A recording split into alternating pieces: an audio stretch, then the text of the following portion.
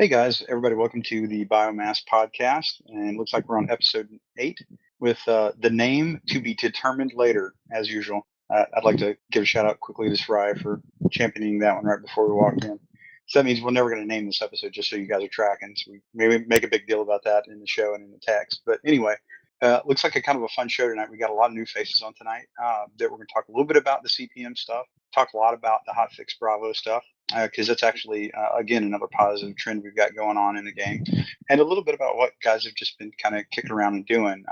We'll probably kick out some free-floating topics toward the end, maybe some things we saw at E3 that look like that might be interesting to play while we're waiting around for Legion to pop up or percolate, or when we're taking a break from Dust or Eve or something like that. But we've got a lot of good things we can talk about tonight, and we've got a lot of people on. And so what we'll do is we'll get right into the intros, and we'll lead it off with Sarai. Yeah, I'm CCP3ll3d. I'm a co-host here on Biomassed. I am a leader of the Top Men Alliance. I can't speak in straight sentences today. And I'm also running for CPM1. Excellent. And BAMM HAVOC. Yeah, how's it going? Just a gamer. That's it, really. Perfect. Cross? Cross2, CPM1 candidate, member of OSG and the CI Alliance, and hopefully managing to keep my voice from going out in the middle of the podcast tonight. Fox? I'm Fox Gaden, CEO of the Immortal Guides Training Corp and co-founder of the Learning Coalition. I've also been doing extensive coverage on the CPM1 election. Okay, and Iron Wolf Saber? I'm Iron Wolf Saber. I'm the I'm CPM0 and CPM1 candidate.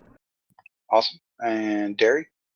I'm Derry from OSG. I'm director for OSG. I'm tech support for Biomassed. And Pokey Draven? I'm Pokey Draven, CEO of OSG Planetary Operations, Director in Covert Interventions Alliance, and a CPM1 candidate. And Xp3ll3d. Hi, Xp3ll3d Dust, CPM1 candidate and token Aussie on this show. Very good to have that with us. Awesome. Okay. And if anybody here's some extra background, my co-pilot is my 5-year-old right now, so he's desperately trying to help me with the mumble buttons, just so everybody knows that. Okay, and so what we'll do is we'll start off a little bit with our new CPM1 candidates that are here to the show. Hey, really quick. By the way, my name. Yep, go ahead. I was just going to throw in there, if anybody wants to add any questions, do join the Biomass channel in-game, and I will be paying attention to it. Oh, absolutely. I'm totally multitasking right now. So that would actually be a pretty spiffy thing that Sarai helped us out with. And we'll be able to track you on that, or the Skype channel we have for the Biomass Screen Room. So with that, I'm Jason Larison. I'm a member of OSG and CI. And as Bam said, I'm just a gamer, and as Fox said, I'm kind of watching stuff closely. So beyond that, what we'd like to do is start a little bit with our new CPM1 candidates. We'll lead off with Iron Wolf Saber, who is a current CPM0 member and a hopeful CPM1 member. Iron Wolf's got a pretty strong reputation in the community, as most CPM or CSMs would, and he's been probably the most prolific forum poster that I can think of outside of a guy by the name of General John Ripper and his 17 alls. So what we'd like to do is just kind of turn it over to Saber or to Iron Wolf for just a minute and let him kind of let you know who he is and where he's coming from, and then we'll start with a couple questions from the group. All right, Iron Wolf, take it away. All right, I'm Iron Wolf Saber. I was a former ex-Navy guy. Used to work on airplanes and fix them all the time. I've been a gamer for most of my life. I've also been interested in computers in general, fixing and all that. So basically, it's just that all my experiences and everything I've been doing so far has brought me to this point in becoming a CPM member, because as a gamer, I've always wanted to find games that were told great stories, had good experiences, and just allow players to do things that most things you can't do in real life would do. And EVE Online was a good match for me back in 2006, so I joined that game back then. And since then, there was a thing called Phase 3 on CCP's website on their roadmap back then. And even CCP at the time didn't know what Phase 3 was, and it was like Phase 3 was supposed to be for planetary interaction. They had a crazy idea of being an RTS thing at the time, but soon we come to find out that shifted from RTS to first-person shooter, which led to where we are today with Dust. And I've been in love with that idea ever since I heard of it, and I've been trying to go with it since then. Awesome, man. Like I said, you have a fairly robust reputation here on in the Dust community. And what I'd like to do is literally just kind of talk you through a couple of the basic questions that you probably answered on the Dust forums a couple times. So, particularly, what do you think that is a clear positive for you being on the council as, I believe, the only CPM 0 member that will run in the CPM 1 election? If you make it onto the council, what's the number one thing that you think you can bring based on the experience you've had in the last year plus? I think one of the main things I can bring to the council, if elected, was basically setting expectancies, because there's a lot of misconceptions about what CPM does and do, and what sort of power they have and really don't. And hopefully, by setting expectancies, can allow other CPM members to be a little bit more efficient with their time of what they do and how they put their talents to work. Okay. So just a quick question, since we know that clearly a lot of things have changed over the last few months. And this is kind of one of my standard questions I've asked a lot of the candidates. Based on what we're doing now with the hotfix sort of cycle that CCP Rattati has put in, what are, let's say, 2 or 3 hard concrete things you think they can do within the constraints they've laid out that you would really, really like to have them do over the next few months? And if there was one thing in Legion, since at least initially there's going to be limited contact with or limited input in terms of the raw Legion development, at least that's what they said publicly. What is one thing you would like to specifically work on in Legion if you could only pick one thing? So a couple things you would like to have them do in Dust in the hotfix cycle, and one thing you would like to work on Legion if you could only pick one thing. And if you could kind of give us a little bit of why you chose those things. Well, if one thing that I would like to see done through the hotfixes, it's nothing that me or CCP Rattati has been talking about lately, but one thing I would like to see is return of variety for vehicles. Vehicles have been so stripped down of all their modules since the so-called tier side, which is an improper type of tier side, in my honest opinion. But they don't have the variety in terms anymore. They don't have the variety in modules, and a lot of them are just becoming cookie cutter fits lately. And as for Legion itself, if one thing I would like to work on very closely with developers would be the new player experience, and that's a very vague sort of type of category, because it does involve player progression and as well as how players approach the game. So hopefully we can avoid a lot of the things that EVE Online has done, which is like throw 500 things at the player at once as soon as they undock. And we can try to piecemeal it to the player. Also, another thing I would like to avoid for Legion's new player experience is not trying to make something more epic than the game itself. I've played far too many free-to-play MMOs where the first mission you play was so epic, then the rest of the game's like, well, where's the fun? That's actually probably a pretty good point. I hadn't thought of it that way. So now, a quick question, and this is a little bit specific to you. I think you would admit that sometimes the way you post is A, very informative, B, pretty complete, and C, on occasion, has created a little bit of friction in the community, particularly because the primary way that the players, all players really in Dust, really talk to each other outside of literally squatting with you in game is usually via the forums or Skype or a blog or something like that. What is something you've learned over your time as a CPM in terms of how you communicate, like what you wanted to do versus how it was received sometimes, and maybe how you might be maturing or developing yourself in that way? Well, for the very specific posts you're pointing out to, the ones where I fudged it up, so to say, is basically those posts are the ones that I should probably not only sat down and thought about a little bit more, but maybe I should have broken it up a little bit further and breadcrumbed it to a much longer conversation, instead of trying to hyper-compress it into such one small and probably a very abrasive post that didn't get the whole point through. No, that's absolutely fair too. I'm sorry, go ahead. I'm just saying that many of the topics I've made most of these bad posts on have been rather so large that they deserve more than one post in order to address, and I believe that's been one of my more major mistakes on my end. And the other mistake would probably be the lack of impatience on my end, letting CPC try to deal with it first. But there are just times that players are trying to. There are times where players will actually try to self-assure each other and create a foundation of a bad idea or a misconception.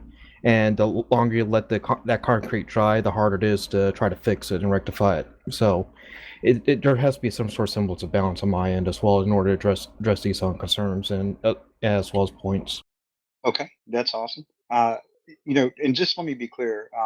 We kind of poked a little bit at Iron Wolf Saber references forum posts. Let me again be very, very clear. He is an incredibly prolific poster.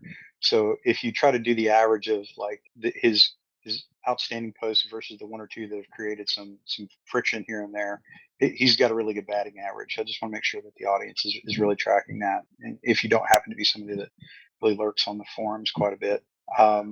So I did want to kind of open it up if anybody else in the room has some questions for you specifically as a CPM1 candidate. So I'll kind of open the floor a little bit. Nobody wants to take a bite of the cherry. Well, that will be quite all right. Well, look, Jason, you don't have to justify yourself trying to explain why Iron Wolf Saber is why Iron Wolf Saber is. I've got a question to Iron Wolf Saber, and it's completely unrelated to Dust and Eve. I want to know which navy he was in and what his job role was specifically. The United States Navy. Now, I was a airplane electrician technician. Basically, well, not technician, but electrician's mate. So I basically fix all the wiring on airplanes. We were jokingly often called aviation everything because if it had a wire running it, we had to fix it. No, I understand that. Being an ex-Navy man myself, I do know exactly what you are, and you are a wafu, sir. Nicely done. I'm not sure if the Americans understand the British terminology for wafu. Do you know what that means, sir? I do not. I have not met any Brits on my tours of duty. Met a couple Aussies, but that's about it. Fair enough. I've met a few Aussies myself. The wafu stands for wet and fucking useless. It's specifically reserved for the avionics guys who work on warships. I take it you were on a carrier, yes? I was on a carrier, and basically we're the guys that got yelled at the most because it's like, it's everything, it's broken. Then it became a goddamn argument between my guys and their guys. It's like, it's your part. No, it's our part. No, it's your part. No, dude, I get that. I had 10 years of that in the Royal Navy as well. I totally get what you're saying, man. Don't fret. Come on, Jesus, I broke the ice. Come on, ask a question. Come on, Jesus, next question. I actually do have a question. Oh, Derry, hit it up.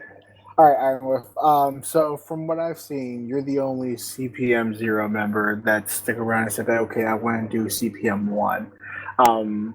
Knowing the headache going into CPM 1 after FanFest and everything, what made you decide to say, hey, I want to stick around for the long haul with this? What was your motivation, knowing that's going to be an uphill battle from this point forward? Oh, it's just that doing so much on CPM 0 and just making sure that CPC's been set on the right track and everything, as well as the CPM, in terms of what it's supposed to be as a group. I don't want to see that momentum get lost because it took Eve's CSM 6 years to get to where it is now. And right now, the CPM is on a really fast track of catching up. And I do not want to see that momentum lost. I do not want to see Dust or Legion taking 6 years to catch up with CSM. I'd rather see it done like maybe 2 years instead. So hopefully try to helping out the new candidates in order to understand what the CPM is and what we need to strive for, the goals that need to be reached and achieved. And hopefully we can just speed the whole process up where the CPM becomes a really invaluable tool for the CCP and the community to be using towards the game's development.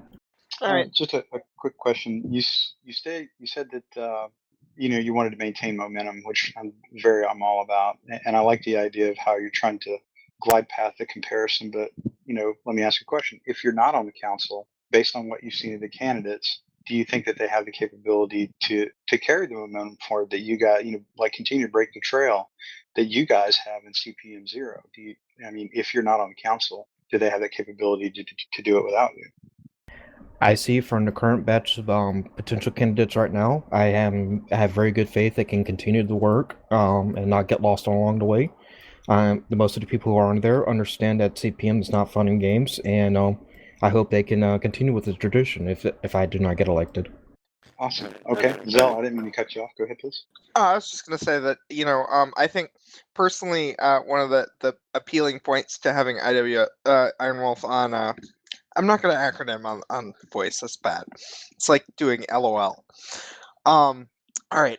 You just can call me Iron Wolf. So the thing that appeals to me about having Iron Wolf potentially on the CPM one is that I do prescribe some level of shadiness to CCP at times on what they may say and what they may do, and to me my big concern is that something, maybe somewhere that CPM 0 got, maybe something that CCP might be able to just pretend didn't happen. If they have no overlap to remind them of what they said in the previous year. Ooh, normally that I would say, had things stayed the way they were, I would have said that might have been a possibility, but with everything that's been going on lately, that's the chance and risk of that are like absolute nil right now.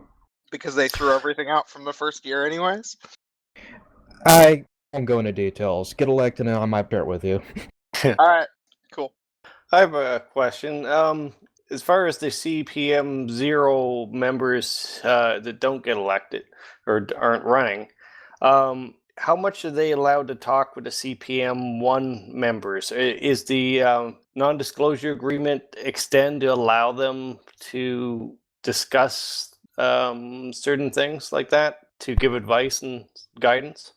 There will be a short holdover period where there will be the NDA shared between the 0 and the first candidate set, and basically the CPM 0 is going to be using their best judgment to help hopefully set up everything for CPM 1, and give them pointers on who to talk to, who not to talk to, and what sort of relationships that need to get built up, and basically make sure that when they do become start talking with CCP, that they don't step on anybody's toes in the wrong manner.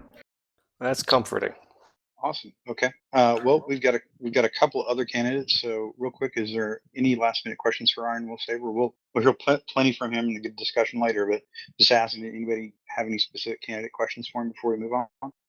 Sure, I've got one. It's a little bit subjective, but how big of a gap do you feel there is between impressions of what's happening in Dust now and impressions of what was happening with it, say, a month or two prior to FanFest, specifically amongst CPM hopefuls? Before FanFest, let's see. There were very few folks that I've talked to with often that knew something was up, and they couldn't exactly pinpoint it, but they knew that something was going to change. And I was advertising at the time that it was not going to be it's going to be good news. It's going to be bad news in the same ball, bittersweet as I called it. So there was definitely, based on the reaction afterwards, there was definitely a major gap between what people assumed was going to happen with Dust and what got announced at FanFest, because there were a couple of facepalm moments when CCP put a press statement out and we just said, "Why did you say that?"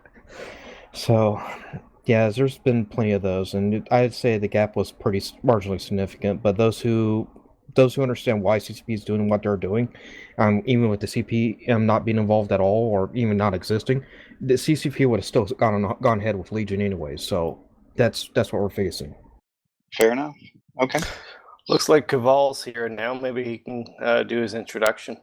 Yep. No, we'll tee that up. Kevall Longstride, if you could, or / Denny Fleetfoot, the same. If you could please do a quick introduction, let everybody know who you are, please. Hopefully you can hear me. I'm Denny Fleetfoot, CEO of Dust University. My mercenary name is Kevall Longstride, and that's the name I've chosen to run under, primarily because that's my entity on the forums, and it's also what I am while I'm playing the game. As I mentioned, I'm the CEO of Dust University, which is one of the first of the training organisations within the game. And basically, I just really like the game. So, if there's anything more specific that you want, like background or anything like that, is that what you're after? No, it's just a brief introduction. We're Oh, going to cool. We're going to talk to Xp3ll3d just for a moment as one of the other CPM candidates, and then we'll circle back to you if that's all right. Excellent. Okay. And we've got Xp3ll3d Dust, short, Xp3ll3d for short. He is also one of the CPM1 candidates, pretty new to the race, and actually has a couple pretty interesting takes on things. And he's also a pretty fair hand, or at least a pretty big proponent of third-party development in support of the CCP products. So it'll be kind of interesting as we talk to him for a minute. So Xp3ll3d, what I'd like to do is, again, just like we did with Iron Wolf, turn it over to you for a minute for kind of a brief overview of who you are and why people should vote for you for CPM1. Sure. So I'll start off with the name Xp3ll3d Dust. So it's because I've been playing EVE Online for a number of years, and so my main character's name is Xp3ll3d. So when I signed up for Dust, I've been playing that since the closed betas. So I just went with Xp3ll3d Dust since it's my Dust 514 character. So that's why I've got an awkward character name on that one. But as you mentioned, the entire reason that I signed up to go in the CPM race is to take a different take on this as to what the other CPM candidates will be doing. So most of the CPM candidates that I've seen are focusing on, as they should, in-game changes. So balancing changes, adding in new in-game features, things like that. And so what I think is one of the great things about CCP products is the way that they allow third-party developers to take the CCP New Eden assets and the data and information and go and extend it so we have interactions with the New Eden universe outside of the game. So my entire reason for running is to try and extend the Dust 514 gameplay outside of the PS3 client. And so in my CPM announcement post, I posted a number of examples that I would like to see. So with EVE Online, we can see with the EVE Online API, we've got things like Z Killboard and EFT, EveMon, Battle Clinic. Those sort of different websites and utilities are being created because of this EVE API. So I'd like to see that same sort of thing mirrored in the Dust universe.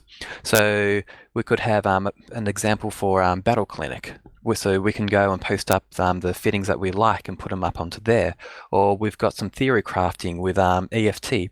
Now, we can kind of do it with a static exports at the moment, but I'd like to see that taken and extended further. If CCP can give us access to Crest, like they've been talking about for the last 3 years, then we'll be able to do things like be able to write an iPad application. So we can type in our Dust 514 login details. Our iPad can go access it, go and download all of our fittings so we can view them, play with them. We could then go and create another website so we can go and import all of your all of your drop suit fittings, and then just analyze them and then see, hey, you fitted these fittings, but you've got all this CPU and PG left. You could optimize it by changing it like this, and etc. etc. Like all these different things that I think we could go and it just extend this gameplay from the PS3 client so that people are more engaged with this. So my hope is that everyone's got a favorite that they want to vote for on the CPM. So I'm hoping that because we have the STV voting, people will put their primary as who they want, and then they would add me on to try and add these extra features in addition. Okay. Well, I got to tell you, that's probably one of the more organized and very focused opening statements that we've had on this show, like in the 8 episodes we've been around. And one, I think that speaks well of your organizational skills and how articulate you are in communicating. And this is kind of interesting because a lot of people haven't really met you prior to the show. And I'll kind of ask you a couple of questions I asked Iron before we kind of hit some specifics. But other than the third party stuff, like actual in-game pieces, what are your top 2 or 3 things you want to happen in Dust from the hot fix cycles coming up? And again, sort of that one key thing that you would like to work on in Legion or in relation to Legion if you were offered sort of like one facet of the gameplay or one string that you could help pull with the devs. Sure. So I was trying to not dilute myself and try to make myself focused more on that, because I like the idea of a CPM being built up of people who are focused on a number of different aspects. So someone who's focused on faction warfare, someone who's focused on HAV changes, things like that. But if you are going to get me to answer the client-side changes. What I'd like to see more in Dust and in Legion both are just more squad dynamics. So most of the things I'd like to see change would probably require a client-side change, and so wouldn't be a part of the hot fixes. So if I want to see more squad dynamics, probably then my number one would be an easier way to join squads within pub matches. The number of pub matches when I sign up, I join the pub match and you just see all of these blues who are just running around solo. The best way to try and get them engaged with Dust and to get them just to be better team players is to make it easier that when you're in a match, being able to join a squad. Things like Battlefield, Call of Duty, they've got that down pat. And so the other squad dynamics I want to see change would probably be seeing what the makeup of your squad is. So maybe having icons for what suits people are in. So you've got a rough idea that you've got, hey, we've got 2 heavies, but and 3 scouts. Maybe one of us should switch over to being a logi so we can rep those heavies. So just better ways that when we're in it, in the game, squad's working well. But as I said, that's more server client-side fixes. So if I had to say things that could be changed on the server side for the hot fixes, I'd still say more squaddy stuff, but I guess would be around HAVs at the moment. So HAVs, when they closed beta, they were okay because you could have multiple people in the tank, and you see a lot of that because you'd have the main HAV driver, then you have the 2 gunners in there going around. When we were able to make the fits more customizable and we could remove the turrets, now you see most of the time it's just solo HAVers running around. So we've lost a bit of the group squad dynamics there. So just making it more incentive so that people do work together. That's what I'd like to see more with Dust and Legion. Now, CCP did do something with Hotfix Bravo with the small blaster turret to try and encourage us a bit more, but again, most people are still just going to remove the small blasters so that they've got more fitting room for repairers. Okay. Yeah, I really like where you're focusing on that in terms of the squad dynamics piece. That's actually a pretty interesting one. Bam, you raised your hand. You had a question real quick. Yeah, I got a question. As I asked Iron Wolf Saber, dude, nothing to do with Dust. I just want to know a bit more about you. Where, what, and how? Where you from? What you been up to? And what was your previous experience before joining and playing Dust and getting yourself nominated for CPM? Sure. So me, I live in Australia, Melbourne, Australia. Never would have guessed that, by the way. Been there twice. G'day. Nice place. Beautiful place. Keeps winning awards for the most livable city in the world because it's awesome. It's my Lars. So what I do day to day is I'm actually a high-end .NET consultant. My job, so for people that don't know, .NET is a programming language. So my day job is to go around and build tools, apps, third-party utilities, REST APIs for customers. And so because I have so much experience in all of this technology, because it's what my day job is, I keep looking at what CCP are doing and go, well, I've got enough experience in this, I could probably help them out, or at least tell them, hey, me as a third-party developer, how would I like to change it? So yeah, I build mobile phone applications, websites, I frequently speak at conferences, so the last 4 weekends I haven't been home because I was in Sydney last weekend, Brisbane the weekend before that, because I've been just going around and teaching people how to build websites and phone applications for fun. I give up my weekends to program. I'm a nerd. That's pretty interesting. Now, one question I did have for you is, what do you do in Dust specifically in game? Do you focus on a role, or do you kind of play the Omni Soldier role, a little bit of everything? Yeah. So I've got how many? I think I've got 20 million skill points in HAVs, but I don't use them because I didn't like the changes after they rolled them out in 1.8. So those are all wasted skill points. And so I'm always running around as a logi. So again, with squad dynamics, I just love being the logi, keeping the squad together, getting them to check the defense order on me usually, so that the squad members know to stick near me. So most of the time, logi, whenever we're in a tight spot, I usually switch over to a heavy. Triple complex armor repairer heavy. Ooh, nicely done. Nice. Okay. That's pretty good. So I did have a couple. I went back and read through some of your posts earlier before you came on, and I do have a couple questions. Well, I like to at least know who I'm dealing with before you come on. one of the things that struck me was your I would say passion for using player-driven tools to help CCP develop the game. If you were personally going to work on one like your own personal project, what's the one third-party device, tool, app, or thingy? By the way, that's a technical term for those just like me that use Macs to make everything simple. Mac What suck. would you personally want to? I knew he was going to say that. So, what would you personally work on? What would be your personal pet project as a third-party tool? Jay, you just stole my question. You realize you do this for a living, right? No, I'm just saying. Sure. So in case you're unaware, I've tinkered with a few, but the one which I'm known for is dusttimers.com. So a quick elevator pitch for what Dust Timers is, and then I'll talk about what I would like to create next if I can get CCP to expand our the crest access. So Dust Timers, the big problem I had was people not logging in when our PC battles were coming on, and so would have an entire. Oh, hey, honey. Oh, sorry. Wife just walked back in. I'll start again. Dust Timers was created because we had the problem of PC battles happening, but none of our court members would log in, usually because they couldn't convert UTC timers by themselves.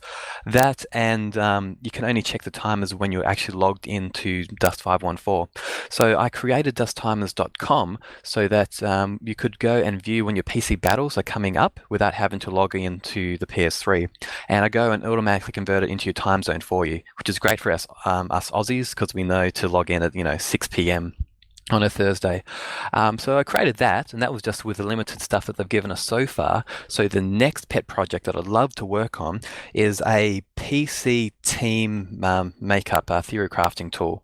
So if we can get CCP to give us a bit more access to some live data, what I'd love to do is when people are creating Xing up for PC battles, being able to track exactly what we do with Eve, with the fleet makeups and putting down which people are tackle. Exactly that, but for Dust. That's pretty legit. Okay. That's now. Did you see that as like a live tool or something that you would use prior to a match? Like you're like, here's the API keys of the people in your corp, and you're like, here's what I think I can put together with the people that have signed up for the match, kind of thing. Yeah, so it's both parts of it. So if we can get people to sign up for the site and they can say, my preferred fits are Scout and Assault. So then you can try and do a makeup for the PC match, but of course half the people are not going to turn up for the match, and so the other half of it is the half hour before the match starts, as people are Xing up, being able to even just copy and paste their name into this tool, so to bring out their preferred fits, you've got an idea of what they are. So just so you've got an idea of, we have 10 heavies, 5 logies, a couple of assaults.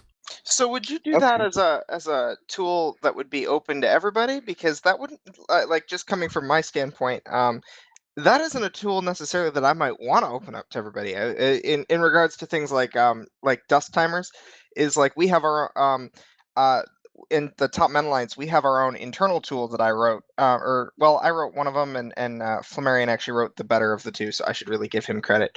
But we have internal tools for managing our timers, and a big thing there is not wanting to give the public more information about your own operations than you need to, which is a very, very important part of the metagame of Dust 514. Yeah, of course. But at the moment, things that are public are already public. Sorry, I'm getting feedback. No, it stopped. And so because the battle timers are already public, when I was creating Dust Timers, I was considering should I just make it, Southern Legion timers and make it locked down. But I realized it's open and public anyway. There's no reason me trying to lock that down. But I get what you're saying about PC match makeup. And so, yeah, that sort of thing, I would have it locked down because, as you said, operational security. You don't want people, the enemy team, knowing what you're bringing. Because the bigger thing isn't necessarily that you're being attacked because, attacks on your districts, because those are indeed public that you're under attack. But what isn't public would be who's attacking you, or in the case that you're attacking someone, that's also not public as well. Loose lips sinks ships. Old school. Okay, so anybody else got any questions teed up for Xpell? It's pretty interesting stuff he's bringing up. I'm just kind of opening it up to the floor now. If anybody's got anything for him. Sure. No, he's got an interesting angle for the CPM candidacy there. I like it. Knowing a few third-party developers in the Dust sort of area with regards to G-Talk, Tunis, and so on. These guys, yeah, this could be a good thing. Absolutely. Cross? All right. With the current situation on development resources being limited, I'm interested in your perspective on how much of those resources opening Crest up fully would take, and what you see the value added for the community in apps that could be created under that context being. Essentially, where's the trade-off that makes that avenue worth devoting those resources to? Cool. Perfect question. And so this is why I think my focus on third-party tools is a great idea because of the limited resources we've got of developer time. So we don't know how many more client-side updates we're going to get. CCP have been kind of quiet on that front, but we can see that server-side changes are where we can get the bulk of our developer time. And so these sort of Crest updates are the back-end developer things that we can get them to do. Now, I think that we can get a better bang for buck with these Crest changes than a few other changes because these Crest changes, it does take a little bit of developer time, but it creates opens up the community to invest all of their time into creating additional tools for Dust 514. So I see it as a better trade-off on developer time. And I also think it's going to help with player retention, which is something which may be hurting over the next, 6, 9, 12 months. By just getting people to keep on engaging Dust even when they don't have the PS3 on.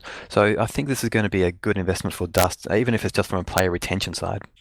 The other Makes thing sense to me. The other thing to throw in there is that we've heard multiple times, from inside is really the interface with Dust to the Tranquility server is Crest, and Crest is as a thing a fully functioning, already existing system that everything is there. The difference between it, where we are now and where we need to get is that information isn't being opened up to player use, but the system's already in place. So that's a big note. Yeah, and I think that should make my job easier. So CCP kept showing off their PS Vita app, so we could do things like playing with fits, etc. Now they did invest all of the time in Crest in order to enable the PS Vita app to interact with it. So presumably all of those endpoints are there, waiting for someone to use, but they haven't opened them up yet. Now, if they can open it up, we can create those sort of PS Vita apps to do the iPad fitting, etc. Now, the big reason that I think that they haven't opened it up yet is because a lot of those Crest calls require the user to be authenticated. I'm going to get geeky for a few moments, people. So if you want to be able to pull out an individual person's fittings, or you want to go and update their fittings, you need your app to authenticate itself. Now, we can't do this at the moment because we don't have a way of doing authentication with Crest. You can only do authentication with the Eve API. CCP for 2 FanFests now, 2 years, they've been talking about something called SSO, single sign-on, and that's the first point that they have to create, so then we can log in and be able to do this sort of stuff.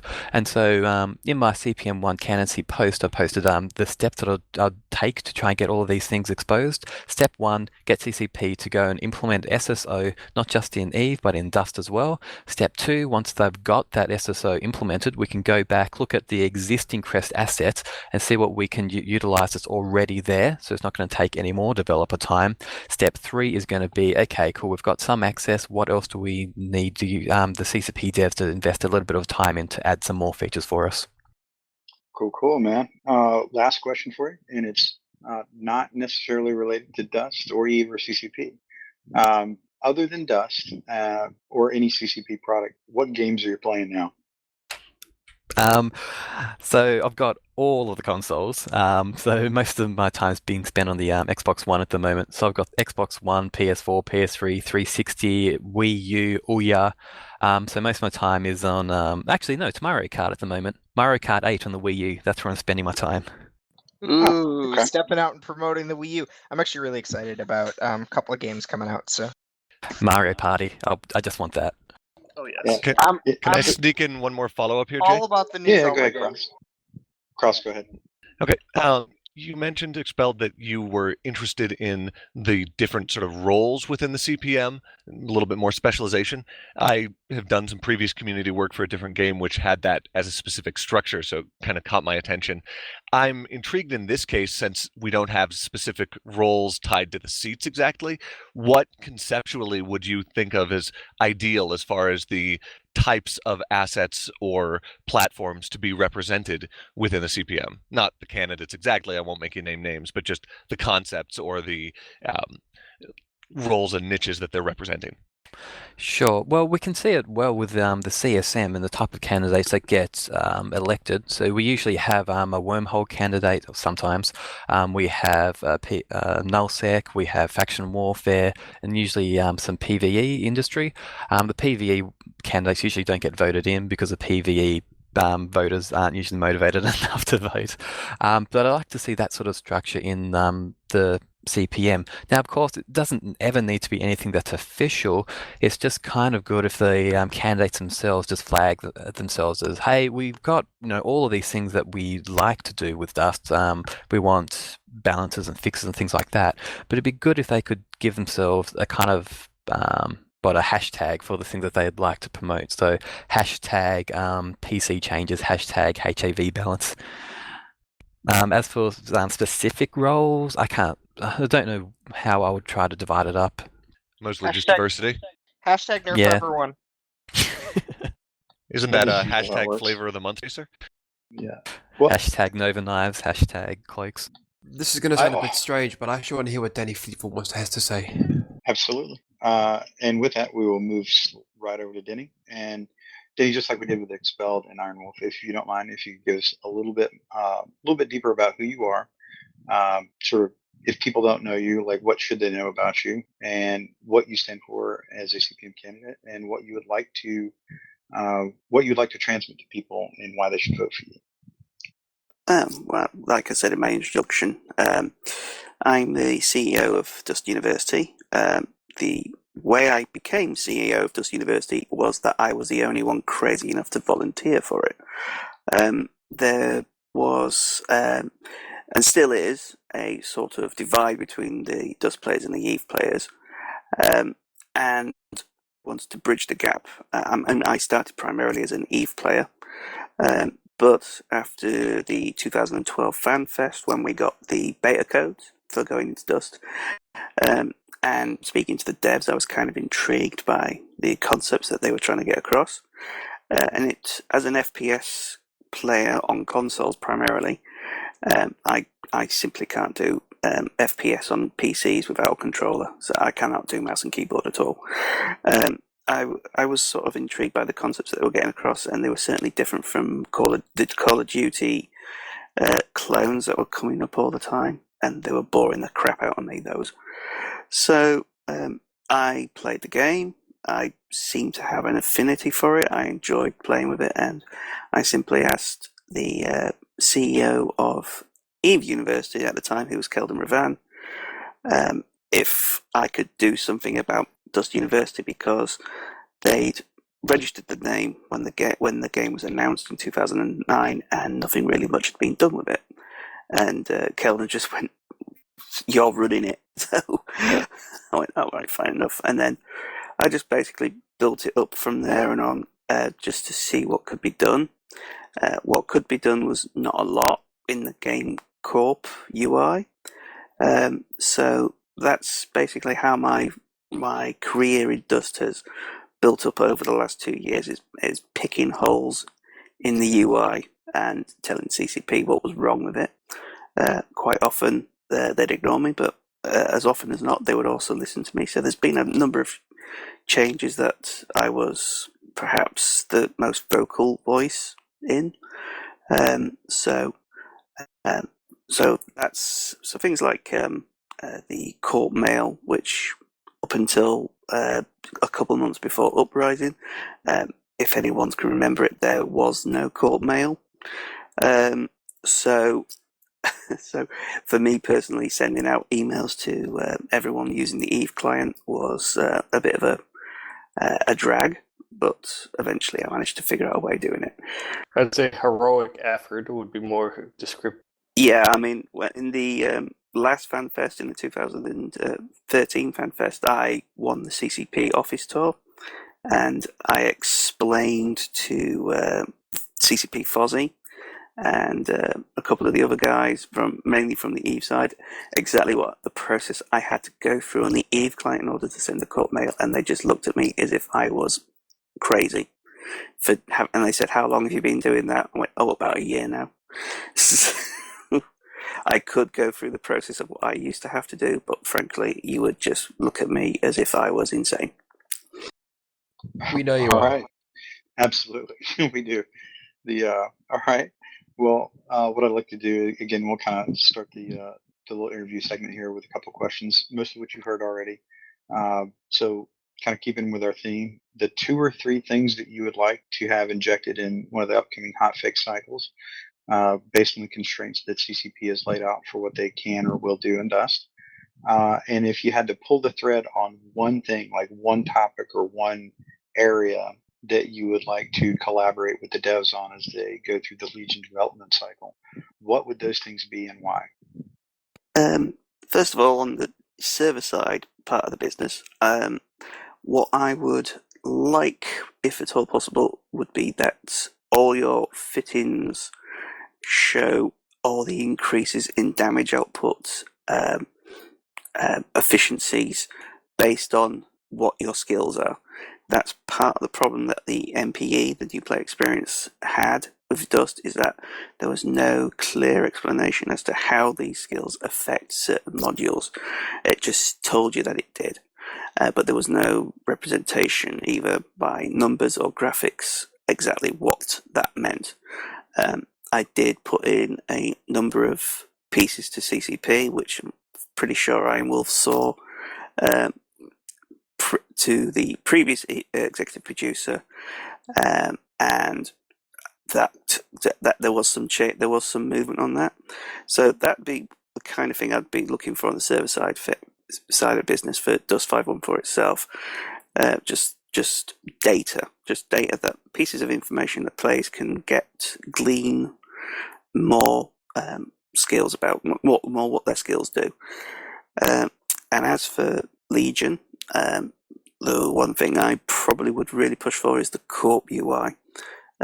For me personally, the main strength of Dust 514's expansion as a community would be through a strong Corp UI.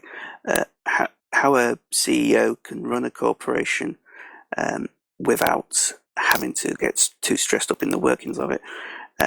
What someone actually asked me on the forums, that they don't see me in the game as much, and that's because I'm having to do stuff in the Eve client in order to facilitate what I do for Dust University at the moment. Okay, fair enough. One of the things that you've kind of, if anything that you're known for, it's obviously what you do at Dust University in terms of how the new bros kind of come into the game, and how you guys do have a fairly active recruiting drive, and you pull guys in, and you have a or at least used to, at least from my experience, had, but I've never been in Dust Uni, by the way, just interacting with you guys, had a fairly robust set of classes or somewhat formal education pieces that you could lay out on guys that sort of took over the role of the aura or the new player experience tutorial that isn't really inherent in Dust.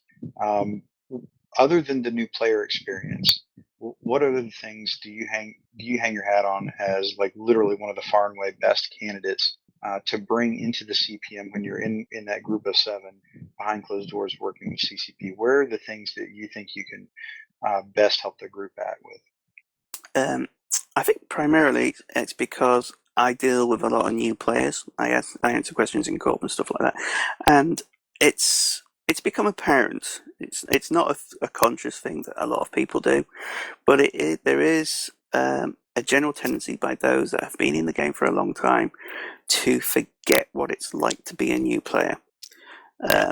When you're just bombarded with all the information with no context at all, and what you'll probably hear a lot from me, both on the CPM and also if you're a CCP developer, you've heard this a lot from me as well. is context. Context is everything. Part of my real life job is I train people up in my job, and unless you give someone context as to what it is that they're learning, it becomes an irrelevance. They just parrot fashion learn stuff until you actually engage them and actually make them think, oh, that's what that does and that's why we do that. Then just spewing off a whole ream of information really isn't going to do the job. But yeah, primarily my role, as I would see, is just to remind people on the CPM and those in the community that, hey, we were all new once, and you need to remember that. There's a lot of scrub calling and stuff like that. There's a lot of EPing on the forums that kind of upsets me because people dismiss new players, and these people are what going to drive the community forward. We need these people, and there has been recently a lot of dismissal about new players. Primarily, I mean, I've been involved on the progression, the Legion progression thread. And there's a lot of people that just say, well, why are we changing all this? Just so people who are stupid can understand what they're doing. And the simple fact of the matter is we were all stupid once, and people do tend to forget that. Okay. All right. That's pretty fair. I'll start opening it up to other folks in the room if they have any questions for Denny. Yes, I have one. May I ask it? Absolutely. Yeah. Go ahead. Well, as the question I asked Iron Wolf Saber and I asked Xp3ll3d Dust, I need to know a bit more about you, please, because I want to know about the people I'm going to have to potentially vote for. I want to know about you yourself. What was your previous job history before, obviously, you worked for CPM? I know it's a bit personal, but I've asked these two other guys. I'd like to know what you were, please, sir. Well, what? I'm probably different from a lot of the other candidates in so much as I am a complete nerd and geek, but I'm not a technical nerd and geek. I don't work in the industry. I did think about it when I was growing up, but the idea of just sat at a keyboard punching information into a computer just bored the crap out of me. So I just prefer to play the stuff that these guys make. So what I do in real life is I'm actually a bookmaker. I work in a betting shop. I'm a betting shop manager. I'm just a normal guy that just enjoys the games. So when you start talking about Crest, I'm interested as a nerd, as a tech nerd, but once you start getting into the technicalities of it, I just glaze over. You know, there'll be a point where my brain just will not allow me to carry on with that. But as long as you can engage me while telling me, I'm fine. And I think that actually plays to my favour because I think there needs to be someone that actually says, hang on, I'm just a gamer. I'm just here to play the game. And I want to learn how to play the game better. I don't need to know how the game works, but I want someone who's actually on my wavelength. I do have to kind of jump in on that one. You said something that is, I will have to say, somewhat different than we've heard from any other CPM1 candidate. To include some folks in this channel, right now, and other ones we've talked to in any number of ways. One of the things that struck me about pretty much every candidate that I've talked to is their ability to dive into the details, into the numbers, and to understand what those numbers mean in terms of the impact in gameplay, and why initial perceptions and reactions is something that people are seeing in gameplay from a subjective standpoint may or may not hold up, and they are able to successfully articulate that. And I'm pretty confident that CPM zeros are quite good at it as well. But you're taking a very different tone of that. How do you think you would fare in those kind of technical discussions about min-maxing for certain aspects or roles in the game? The point of me being slightly different is I can't pretend to be something I'm not. I am not a programmer. I am not a game designer. I don't work in the industry. What I do know is what games are like and how to play them. And if you can explain to me reasonably well what direct input it will have on my being able to control my character in the game, then I'm fine with it. And once I understand that, I can then articulate it in a way that anyone that isn't so up to date on the technicalities of it, who is more like me, I can articulate that fairly well. I do that with the court mails I send out. I do that with, right now I send out 35 emails to every new player that joins Dust University, explaining various elements of the game. That takes most of my time up when I'm on the Eve client. But I've been told that I have a very nice way of writing it down so that people can understand stuff. So I would say that possibly my greatest strength would be able to convey that information in a way that would be understandable to the average Joe in the street without getting mired in the technicalities of it too much. Because, to be fair, although we have people in the game that know all the technicalities and stuff like that, 90% of the player base don't engage on the forums at all. The forums are roughly 10% of the player base, from what I've been told by CCP. So I just have that. I just think I have that way of being able to express the technicalities to players that don't necessarily need to know it. If you understand what I'm talking about.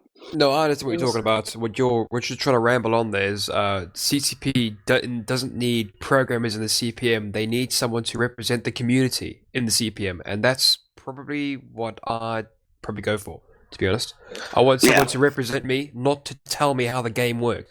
You're there. You're underneath me. You're a CPM candidate. You're a CPM 1. You're a CPM 0. You're not voting for a position higher than myself. You're voting to be, in a position lower than myself. You're voting to become underneath my boot. You're there to serve me, not the other way around, if you know what I mean. So yeah, that makes a lot of sense. Yeah. Cheers. I think it's a matter of getting a diversity of perspective on a CPM.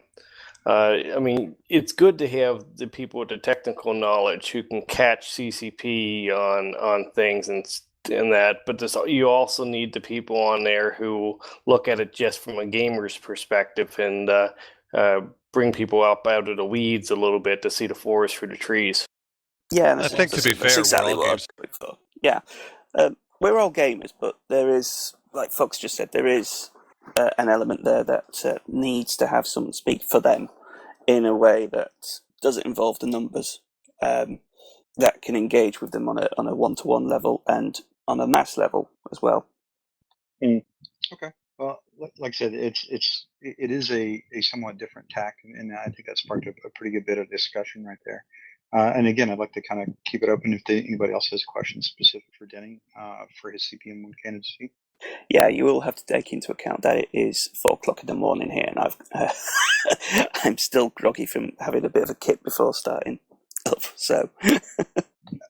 Yeah, no problem. And trust me, that we were joking about the time zones moving left and right quite a bit for the show, and we're trying to account for folks all the way in the Euro time zones out to Australia. So it's much appreciated. It's much appreciated.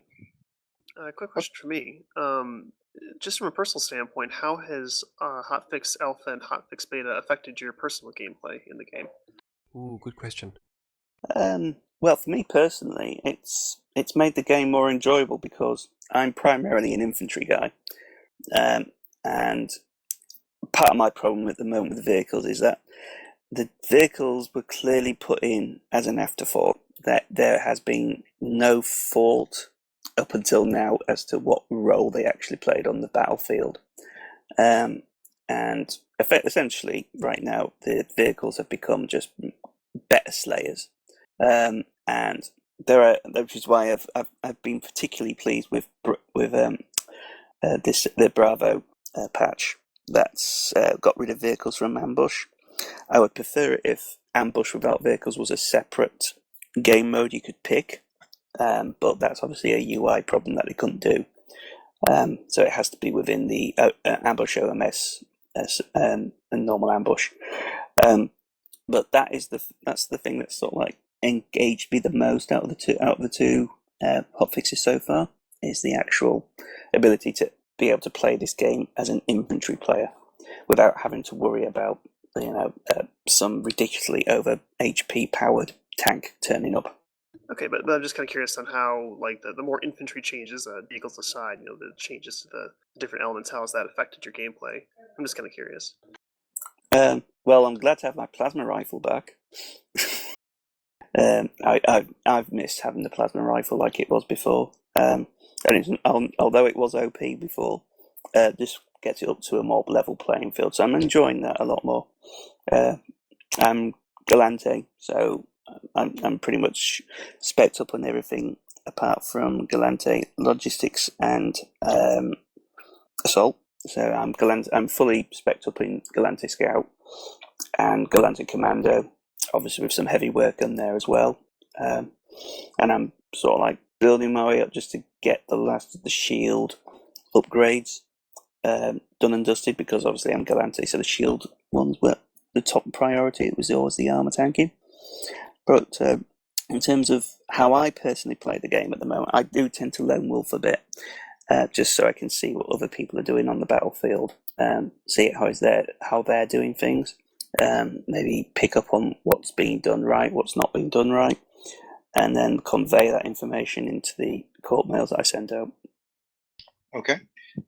Any last questions for Denny Fleetfoot / Kevall Longstride? Yeah, Go to got bed. one. You need a cup of coffee. Yeah, no shit. I would do, but unfortunately the kettle blew up last night, so this is an English house without the ability to make tea at the moment. Holy Fucking how do you live? gutted. Fucking gutted, bro. You have no idea. I mean, in the morning, I cannot function without a cup of tea. It's just not physically possible for my brain to operate. So it's going to have to be a saucer, a saucepan. Do you have tea Careful. with caffeine in it or something, or do you just not need the caffeine? I'm confused here, because Tea's tea, bro. over here in America, it's all about coffee. Hey, don't diss tea. Tea started a war, yeah? Tea built an empire. That's all I'm going to say. Tea lost the empire of continents as well. Don't forget that. Well, for the record, the first Blackwater-esque company that I can find was the East India Trading Company, mostly built around tea and tobacco. Damn straight. Okay, But the tea primarily, not the tobacco. I'm not a smoker. Yeah, fair enough. Cross, I think you're waving your hand for one more. Last question, by the way. All right. Most of the candidates in the race are current CEOs or former CEOs for Dust corporations, and obviously that puts all of us in the position of having to deal with new players, both to the corp and to the game. You've had your fair share of experience and then some, obviously, so just wanted to give you a little time to soapbox here and explain to the voters what sets you apart from all of the other current and former CEOs in the race. What sets me apart, I think, is my insane dedication to the new players. Like I mentioned before, right now I send 30 emails to every new player that joins Dust University. Now, the Legion announcement did hit the game in general with new player numbers, but even then, I'm still sending out 30 plus emails to at least 10 people a day. So that's 300 emails a day I'm sending out. Times that by how many days and stuff like that. I think I worked out that since the beginning of this year alone, I've spent somewhere in the region of about 9 solid days just sending emails to new players. So I think that possibly sets me apart from as being basically psychotic. Now, if they release the Crest API, you'd be able to get one of these technical folks to write you an app to automate that process. That's true. But in my discussion with CCP, and I do have a lot of discussion with CCP because of the role I do in the game with the new players, I'm hoping that a lot of this stuff will eventually make its way into the game as well, so that I've always been of the opinion that the Dust UI can be considered a failure for as long as it either needs the Eve client to be able to do stuff, or it needs a third-party app to be able to do stuff. It should have the ability to do everything it needs to do in the Dust client itself. With the switch over to Legion in the PC, we're going to be a lot more closer to that vision be able to do that. The PS3 for all the fact that it's a great machine, but it was never going to make it, and that became apparent to me a year ago. Before the Legion announcement, I was recommending that they move all the corp management and email onto a web sign-in website. Just get away from the yeah. Well, exactly. I was suggesting that they really need an Eve gate for Dust, and they do, due to the limitations of the UI on the PlayStation.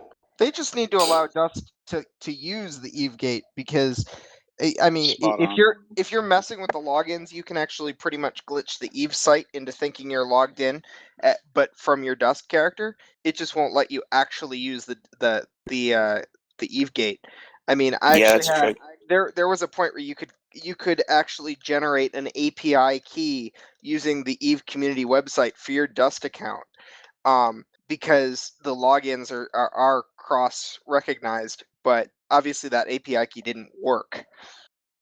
Plus, being able to check my Dust mail at work would be awesome. Oh, it would. So which is why primarily I use the Eve plan, because I can do that. Yeah, how many of us are paying $15 a month for in-game mail from work? Yep, me. Yeah, pretty much. I do play some Eve, but it's primarily to run the corp. Here, you want to go house? I can put this on a sadder level. I pay for an extra Eve account just for the purposes of having more characters to provide corp API keys for Dust Corps. Because those corp API keys are how I manage the alliance, and not every corp has their own Eve characters in it that can provide that. So what I'm hearing is a lot more reasons to put Expelled Dust down as number 2 on your STV. Yeah. Hey, myself as well. Well played, good sir. I think that's a fair point. Nice. I love the API. More API. Everything should be available through the API. You should be able to wipe your character's nose from the API. You just want to buy exotic dancers from Eve. As long as BAMM can hand me a beer and a plate of bacon through the API, I'm sold. The question is, can I watch those exotic dancers through the API? Dude, beer and bacon, rule the world, hoorah. If they added the exotic dancers to the Merc quarters, it would greatly improve the new player experience. And retention. Incarno would have been considered a success if the exotic dancers worked in the Merc quarters. Let's be honest. Let's not go too far. It's the tram system. Right, the tram system is not currently operational, and that's the problem. Let's get this back on track. Come on. Okay. Goodness gracious. All right. So now that we've hit our 3 new CPM candidates up with the new old Iron Wolf Saber, who is I guess our one incumbent running, and we've got Xp3ll3d Dust, who's sort of a newcomer to the scene, but really, really interesting ideas, and definitely worth a look. Highly recommend you hook up with him and squad with him and talk to him. And then we've got the ubiquitous Denny Longstreet / Kevall Longstride, which I guess that's like your Batman name. The sort of the champion of the UI and the new player experience in Dust. We really appreciate you guys kind of talking to us. Now we're going to move kind of to the next half of the show, where we kind of talk a little bit about some different stuff going on in game, a little bit more free-flowing discussion.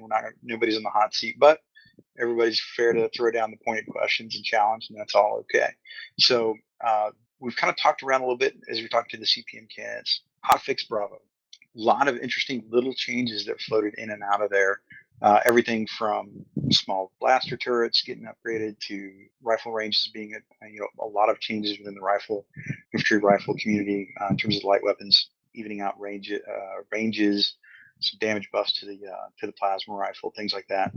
A lot of little things went down in Hotfix Bravo. So what I'm interested in here from the team here is, how are you finding the Hotfix Bravo fixes, and what do you think so far with the cumulative effect of Hotfix Alpha and Hotfix Bravo? And then after we kind of talk around about that a little bit, we'll talk a little bit about what we think ought to be on Hotfix Charlie. So I'll just kind of open up the floor, and I'll kick it back to you guys. What do you think? Hugely in favour of it all. Really liking Alpha and Bravo. Plus, it's helping to bring the new players up again. Obviously, me doing stuff through the Eve client allows me to do a lot of figure analysis for new player experience. So the figures are beginning to creep again in terms of new players. And speaking of the new player experience, am I the only one here crazy enough to be running a 0 SP alt to test every time the new patch drops? probably not. No. Iron Wolf, you and I need to get in squad sometime and see how we can survive Academy-style battles without SP. I've done it a few times, but I don't do it every patch. It's actually a pretty good idea. I'll have to try that out. Yeah, sign up, guys. Come on, Fox, With the war points going up, is it 24k it went up to? I think it's Might be effectively interesting. doubled it, yeah, roughly. Yeah, it's 24. Oh yeah, that should be cool. I mean, that was one of the things I actually was involved with indirectly, was the Academy. So I was asked for a lot of feedback on that, and they completely lowballed the figures. Yeah. they ignored me. One of the big issues is war points is really just the wrong metric for the Academy. I've run multiple characters through the Academy, and using only starter fits, I can break one OB solo easy in the Academy due to prior character knowledge from playing closed beta, whatever. But as soon as that same character, with me still playing, hits open dust, the kill death ratio and the war points and just the overall experience takes such a sharp turn that it is truly uncanny. The Academy doesn't allow for preparation by a war point metric, and there really needs to be some kind of gradient or a different way to assess it, or new players are just getting shock treatment. Yeah, that's one of the problems with Academy. We give them like a couple of matches to think the game is actually a decent game before we throw them to what we used to give them immediately before. Yeah, which would be so bad if there was like a page that came up after you'd left the Academy and said, right, you've dipped your toe in, now you're about to get the shit kicked out of you. Here is the fire. Here It just is says, the well, fire. It just says you're out of the Academy, comes to do Eden, good luck, and that's the end of it. I think that they probably need an actual SP gate rather than a war point gate. Yeah, I would agree. Yeah, that was one of the things I did tell him. There is currently one set at 2 million. Huh. Okay. So if you break 2 million without breaking the war points, then you get kicked out still. Be interesting if we just went to purely the SP element. Yeah, I would that would just be helpful take for new out the war players. point element, just keep them there for the couple million. That's an interesting mechanic. I didn't know there was an SP limit set at 2 million. Huh. Can Never really hit it. the question is, can they do that with a hotfix? It's worth asking. It'd be worth exploring, but you have to remember that there were some metrics going into these numbers before, and they were measuring how many people were quitting before the Academy, and there's been some revelations and some things that just did not work out earlier. Yeah, actually, that is an interesting point. Actually, in the progression thread in Legion, CCPZ was talking about the numbers and metrics, and people are just screaming at him, asking for these details because it didn't seem to agree with their point of view. So there are a lot of stuff that CCP know about the game that we obviously don't have any access to whatsoever, and only the CPM would actually have some clue as what that is as well. Unfortunately, I'm not allowed to share those numbers with you. Exactly. And So- that's something that CCP needs to work on changing as much as possible. I mean, obviously not everything will be out in front at any given time. That's a given. But while the recent increase in communication is great, there's still a lot more that could and really probably should be done that would help on many levels. I mean, even just the things that that have been posted in the forums as, yes, we'll work on that, that's on the list, over the last year and a half, we now have no current updates on where they are on the list, what relative ETA those things have, if they're even still on the list with, the changes in the watch, as it were. Like my proposal, for example, on improving the recruiting system so it can happen in game, that was months and months and months ago, more or less signed off on, forum nod, so obviously not official, but as, yes, that's a good idea, we should work on that, and then nothing further. And there are so many proposals like that that have just kind of been given the nod and then language in obscurity, and that's a major lack in communication that I think really needs to be addressed. Well, going to the numbers thing, I really think there probably are a lot more numbers that CCP should be sharing. I mean, I understand that they can't or won't talk about total player base sorts of things, because that's very much a marketing standpoint thing, or how much money they're making or whatnot. But things like in terms of hard numbers for actual gameplay elements that are that would be nice to have more of shared with people, and I think they should be doing it. Absolutely, Zell. Well, one thing I like, you kind of coming from one of the, I think 2 or 3 people in the room, again, not running for CPM. As a player, one of the things I've asked CPM0 before on a couple occasions, over the last probably 18 months or so, was something as simple. It sounds, well, again, relatively simple to me, but like everybody gripes and bitches about rifle ranges and DPS and all this jazz, right? I was asking for, I thought, something fairly simple, and I realized technically it may or may not be, but do we have, like, what is the average engagement range per weapon? Like, how many combat rifles, got kills in the last month, and what range was the average, what's the bell curve of the ranges where their kills were made? And to me, it strikes me that little things like that, like if you showed players a graph of that, that would clear up, I think, a lot of the perceptions about the gameplay that create a lot of, the game is broken, the game is this, the game is that. But you can actually show people how things work. And Eve, on occasion, they will do that. And I would just kind of offer that to Iron Wolf, and who's a current CPM0 and prospective CPM1 member, and to you guys in the council. That's the kind of stuff that, it's a little bit of what Sarai was getting into. That's the kind of stuff that would legitimately help players. And it's not about min-maxing. It's just like understanding, what the heck the stuff does in the game. And I think it would also dispel some myths, because for me alone, I could probably tell you a lot of the bitching about rifles is to me, honestly, the most part bitching, because in the hands of a really good player or a good player, like, they can use just about anything and they'll still kill you. I'm pretty confident of that. By the way, I'm pretty sure that the vast majority of engagements where people get killed with any weapon that you use in the game, I guarantee you it's inside the effective / optimal range of both players. Like the overwhelming majority of them are. But it'd be interesting to hear that, or see really what the numbers are from CCP on occasion. I was killed by an ion pistol the other day. Was it me? No, it was I knew the person is a really good player, so I figured he could kill me with anything. I then sent him a mail to ask if I was supposed to be insulted. Well, since Denny said was that me, we've established 2 things. He does, in fact, play the game and not the UI on occasion, and 2, he uses the most fucked up weapon in the game right now. Yeah, and the plasma cannon. Although it is no longer as screwed up as it once was. I think Pokey's about to come over at you with a steel chair if you start messing with his plasma cannon. Oh yeah, it's the best gun in the game, didn't you know? And also with the 1 second removal, from 1.5 to 0.5 seconds switch over between the weapons, it's a much better option now. Another thing I've kind of liked seeing in regards to releasing numbers and the reason behind changes and whatnot, it is nice to see Rattati saying things like, we're noticing that the most used commando is the Minmatar. Why do you think that is?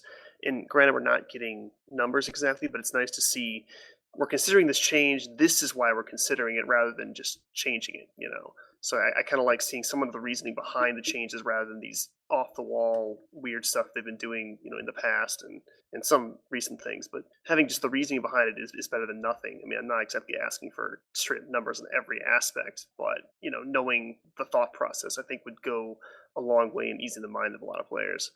Yeah, I'd agree with that, Pokey. I mean, as adamant as I am that communication still really needs to take another step or 2 up from where it is, CCP Rattati has done amazing work in a short period of time as far as improving it from the state it was before, and deserves a lot of respect for that. Honestly, Rattati is, you thought, and I shared this opinion with a lot of people, I'm sure, is that, when they said, oh, well, we're barely putting, any development resources still on Dust.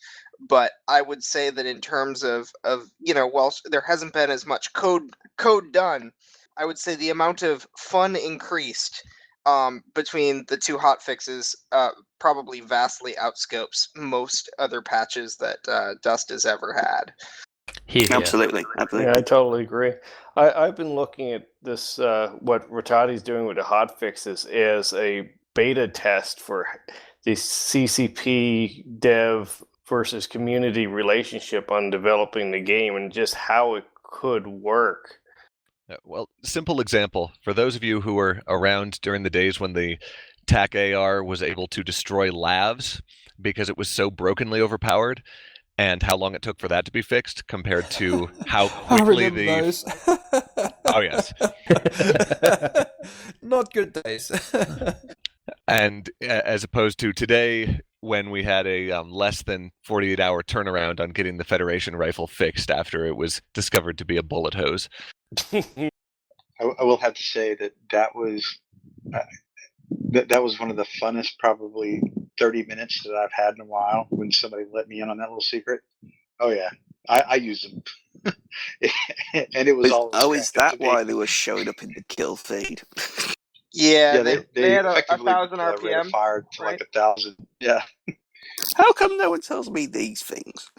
I knew about it right away. I Oh, never hang on. avoided it. Oh, hang on. No, I'm too busy sending out court mails to everyone. That's what that problem is. I kind you had an of API to do regret that. not trying it while it was there, but such is life. I have to admit, I tried it. It's the first time since ever that I've actually run a Slayer Logi build, and I now understand why the assaults are sad. And to them I say, your role needs to be buffed and made valid, and also support Logis need to have the same treatment, because right now, just ouch on both counts. Yeah, assault Good one. is badly in need of something, anything really. Probably more Yeah. damage. Well, Yeah, the entire medium frame line is really broken right now. I would like to see the assault suit be the DPS suit and not another health buff like so many other suits. I'd like to see them the medium health DPS suit. Can I get a nom in on that? I fully agree. Yeah. I've been, the thing right now is, and this is maybe, stomping into my opinion on other suits, but I was actually kind of irked that they gave commandos the direct damage buff, because it seems to me that heavy frames should be trading in on ideal damage profiles in exchange for the fact that they are, much more resilient suits, and I would rather see the heavy frames be lean heavily on their extended health, whereas assault suits should be a little bit more glass cannon in that they're the top on damage, and then your light frames their focus is on being nearly invisible. Well, I think a lot of the issue with that is that CCU is trying to avoid making the commandos and the assaults appear redundant, when in reality they really are redundant, and that's fine. They can be variants of each other, but they need to kind of just swallow the pill and go, okay, yeah, they're going to be both damage dealers. They're going to be a little different from each other, but they're a similar role.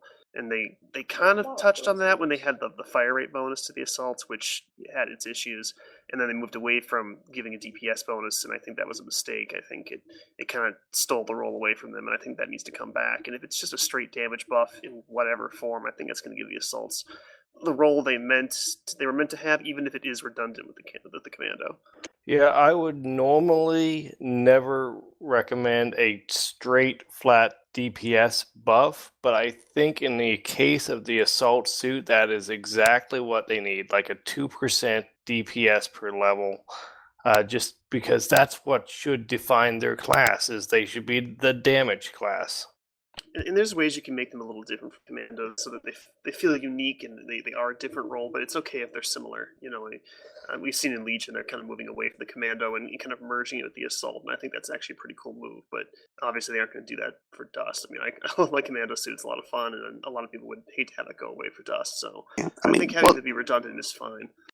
I mean, one of the ways they could immediately fix the problem, and I've suggested this a few times, is the logistics role is used as a slayer, and it shouldn't be. So, like the heavy, I can't remember which class it is that only uses one, has the sidearm. I can't remember.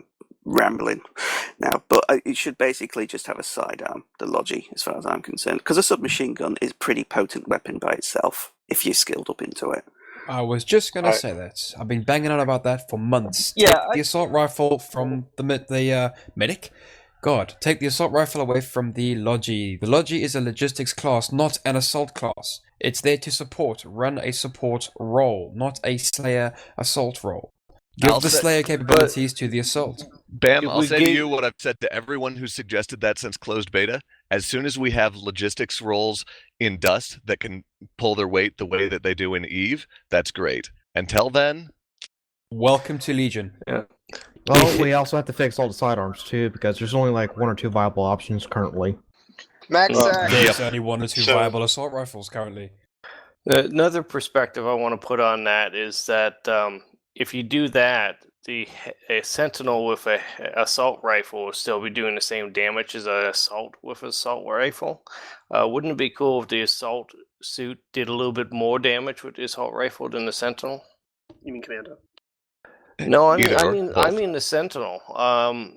I mean, give the assault player a DPS bonus for the light weapons, and then that gives them a little edge over the light weapon combat classes. Like it would give them more, make the assault suit do more damage than the Logi.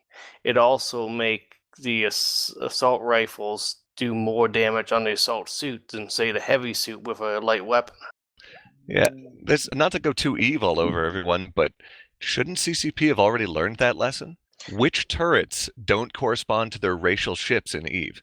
Why don't we have that sort of thing in Dust? Because CCP. Well, for science. Let me kind of throw this out at you, and as like one of the kind of dedicated Logis that run around, probably play that 90% of the time. I'm not a huge fan of only running a sidearm on a Caldari Logi suit, or really any Logi suit, frankly. Mostly because it's purely out of self-defense, and you can ask Cross and Pokey. I routinely say it. My job is to pull 3,000 war points and have a KDR of 1, and I like to think I'm pretty decent at it. But I would say if you only let Logis run light or correction sidearms, I'm not sure that would. Yes, it would take the Slayer role away from them, but I don't think people appreciate how much that would really put them at a disadvantage. Because I would tell you right now, even with like an assault rail rifle, killing like a scout that decloaks in front of your face, that shit's hard. So that's just my perspective. Now, one thing I think BAMM and Denny and the guys that are kind of champions of that, I think you're onto something. Is defining the role a little better. And I would like to pull in an idea that Cross has talked to a lot of guys about. Just like we require you to fit a weapon in your drop suit before you drop, I think you should require all 3 equipment slots to be filled on the Logi. Because not everybody does, and that's one of the reasons they get that CPU and PGU to run damage mods and do a lot of other stuff with Logi suits. But I think there's some things that you could do to help further tamp down the Slayer Logi piece. And again, that's just me. For all the Logi bros that listen, I'm trying to pipe in to try to keep us together on that. And frankly, I'm not that worried about like offensive damage output. There's a time and place for that, and sometimes the best support you give is with your gun up. But I'm usually more worried about using my weapon to keep me viable to provide ammo, health, reps, uplinks, and X, Y, and Z to guys. So that's just my shot across the bow as the Logi bro in the room. Oh yeah, well, and I'd go for that as well, because being among the club that kept repping people even when there were no war points for it, I can say categorically and unequivocally that even with all of the fittings, bonuses, etc. to equipment, the things that people object to from the Logis as far as killer bees, slayers, etc., are things that someone who's running the role as support cannot fit and cannot do. And the nerfs and most of the nerf cries have really been deeply out of line as far as making it an effective support role. It's nerfing the support role more than the slayer role. And as the patches have demonstrated pretty conclusively already, nerfing the Logi doesn't make the assault good. It just makes the Logi bad. So we need things to specialize the roles by enhancing what they do, so that's how you want to fit the suit. Nerfing something so that it just can't function is basically bad practice most of the time. this kind of goes back to what Cross was saying before. I mean, in Eve, a logistics ship, which is entirely purely support, is capable of basically negating large amounts of damage incoming on the target it's repping. Granted, the core repair tool is very strong, but it's not capable of repping more damage than that person is taking. It more delays the death, a little bit.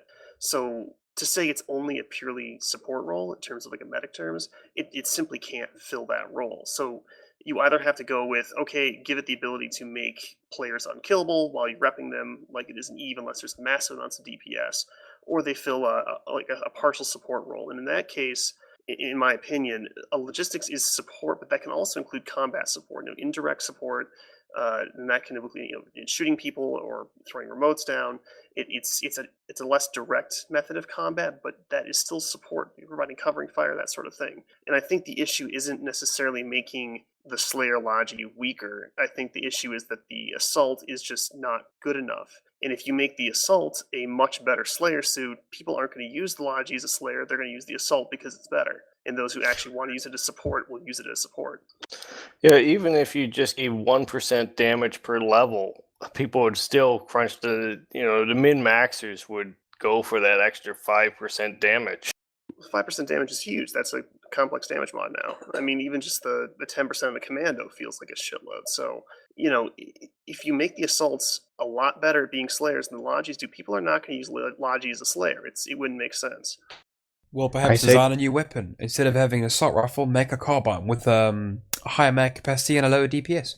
But what's similar to a machine gun, but lower mag type than a submachine gun. There we go. Defense compact versions of all the regular rifles. There we go. Yeah, I can kind of go for that. In all honesty, and that's all I would ask for. Honestly, as a Logi is like I want a fighting chance to like defend myself. That's really it. And really defend the your SMG heavy. Is the best. That's the thing is like so. The heavy machine gun doesn't have much range. Well, not only that, but like, BAMM, what's your reload time? Like, I think you're pretty well skilled into HMGs. So, what's your reload HMGs, time? heavies, and Caldari Assault? Yes, it's maxed out. Everything on the heavies are maxed out. So at max reload, 5 or 6 seconds. At max reload, you drop it from 8 seconds to 6 seconds. That's a long time, bro, for you to be defenseless. And that's usually when I want to. That's one of the few times where I'm like, I'm guns up and I'm moving in front of you so that I can protect you while you're, while you got your shit, where you're going through your little animation shit. And that's really all I'm kind of asking for. But I like your idea though, is maybe you come up with, sort of the carbine version of either an up-fleeted version of a sidearm or a down-fleeted version of one of the racial rifles. It's not a bad approach. It's probably pretty easy to do. Don't get me wrong. By me saying remove the assault rifle from the Logi slot doesn't mean I'm set wholeheartedly on that. I'm open to new suggestions and new ideas. The devs want our information because they want to balance Legion, and this is why there's so much dev communication on the forums. As far as I believe, they want to talk to us. They want to know what the game's like, plays like, because this is what they're going to port across to the Legion, as far as I can work out and as far as what I've read in the forums. So they want to know what the gameplay is like. They want to hotfix these things as quick as possible to keep the forum, the community that we have now, happy. So yeah, Rattati or Rattati, whatever, he's doing a sterling job at doing all these fixes, and yeah, he's doing very, very well as far as what I can make out. With the current balance, from what I can tell, the Sentinels are strong. The Scouts are strong. The Logis are as strong as you would want them in combat, which means they're somewhat weaker. If the Assault were buffed a little bit to bring them up to the Scout and the Heavy, I think you'd have everything kind of balanced where you'd want them. The problem I have with Slayer mode at the moment is that the Slayer mode is too self-sufficient in terms of being able to rep itself, in terms of being able to rep itself its damage and replenish itself with nano hives. That's part of my problem with the whole Slayer thing. It just seems that you can lone wolf very effectively and not have to worry about a replenishment or anything like that. So, I mean, I'm just spitballing here. I'm just throwing out ideas, but perhaps maybe the assaults if you give them the DPS, a huge amount of DPS, they're going to need the support in order to. They're going to need to be supported in some way. So perhaps getting rid of one of the equipment slots so that a Logi has to be. They have to rely on Logis as well. Anyone thinking about that? People would probably hate that, but honestly, I think making the logistics role more important is always a good thing. I think it's especially with the scouts having kind of the pocket lodging capability with the two equipment slots. I think lodges are kind of feeling the heat, and that they aren't as necessary as they probably should be in filling that support role.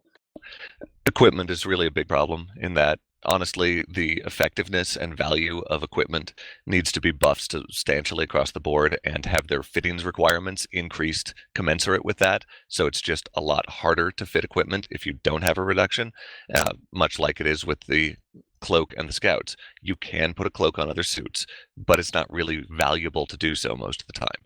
Equipment in general should be in a similar role, especially at the proto level.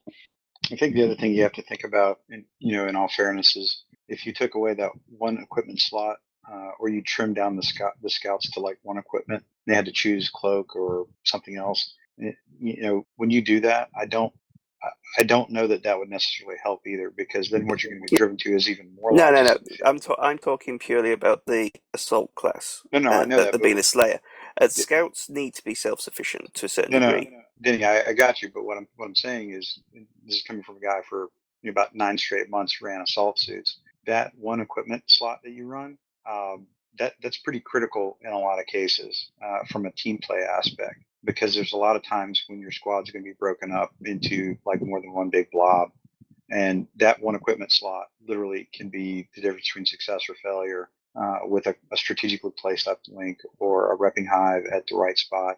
Somebody also has to be able to pick up the Logi when they get shot, shit like that.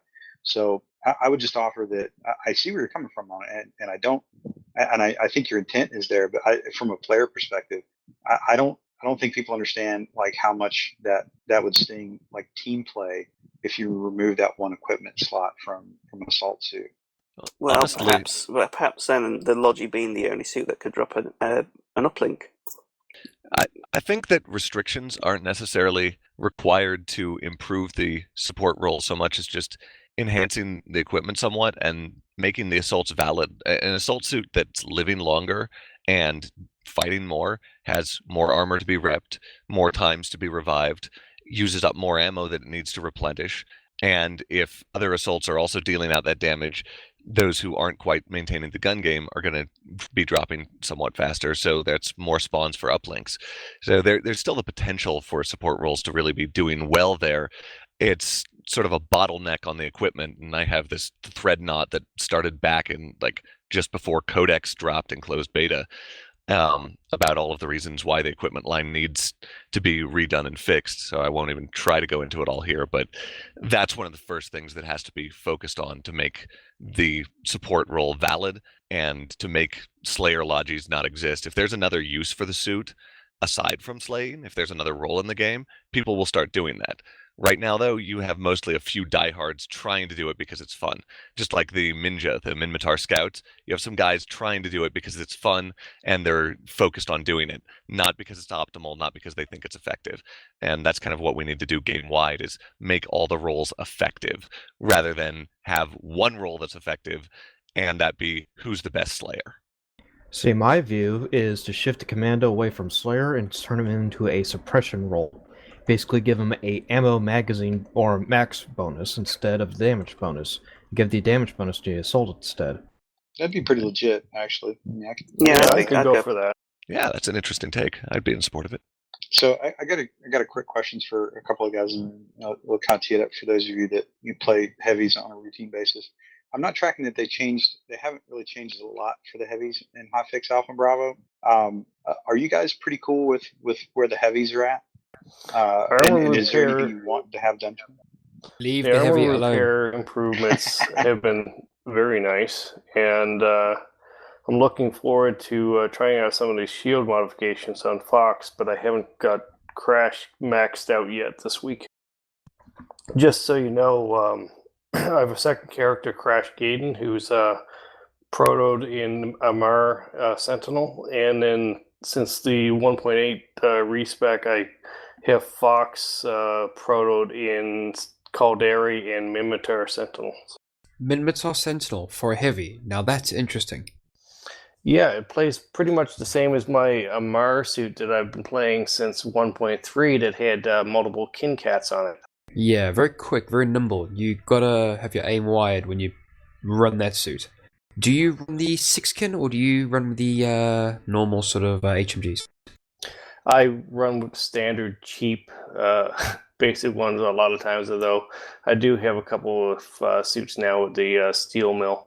Well, to keep my DPS up, I've actually completely shifted from the cheap advanced gear and actually fitted a proto HMG just to keep my DPS relatively high, because I do feel that when you do run a heavy, you do take a lot of hits, because the minute they see a heavy out in the field, he's slow, he's an easy target, and rightly so, he gets all the bullets. Meat shield, bullet magnet, whatever you want to call me, I'm fat and heavy and slow, I'll take your bullets and come back for more sort of thing. So yeah, you gotta dish out more than what you take, if you know what I mean. I try to play my heavy as much like a scout as I possibly can. I make heavy use of cover. Heavy. That's like a fat man squeezing into a thin man's body. That's gonna be hilarious. Have you tried the burst at all? That is Sounds the like way to play the Minotaur Sentinel, though. And yes, I've played the burst, but I haven't. It's an awesome weapon, but I can't get the timing down.